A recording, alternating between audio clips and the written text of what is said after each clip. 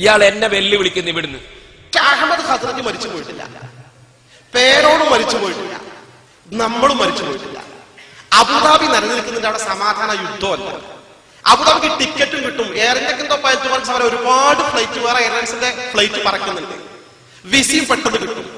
പേരോടിന് visa free, ticket free.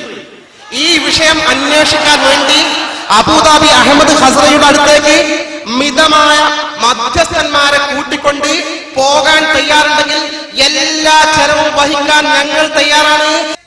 Ready ready ready. പോകുന്ന ദിവസം എനിക്ക് ഒഴിവുള്ള ദിവസം ടെലിഫോൺ ചെയ്തോ, വാങ്ങിക്കോ, ഞാൻ റെഡി. 5 പൈസ തരണ്ട. ഇനി വേണമെങ്കിൽ വരുന്ന 25-ാം തീയതി ഞാൻ അബുദാബിയിൽ ഉണ്ടാവും. വന്നോ? റെഡി. അടുത്ത് അങ്ങനത്തതൊന്നും വേണ്ട മോനെ. ഇനി മധ്യസ്ഥനാ വേണ്ടേ?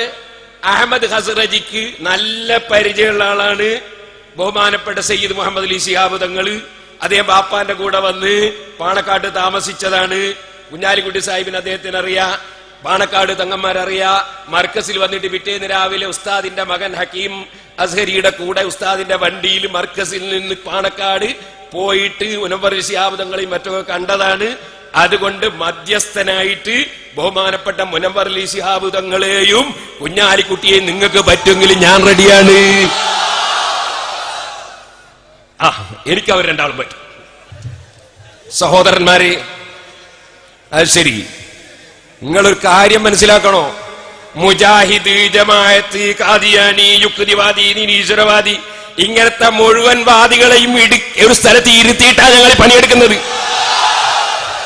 നിങ്ങളാ ഞങ്ങൾക്കൊരു പ്രശ്നവും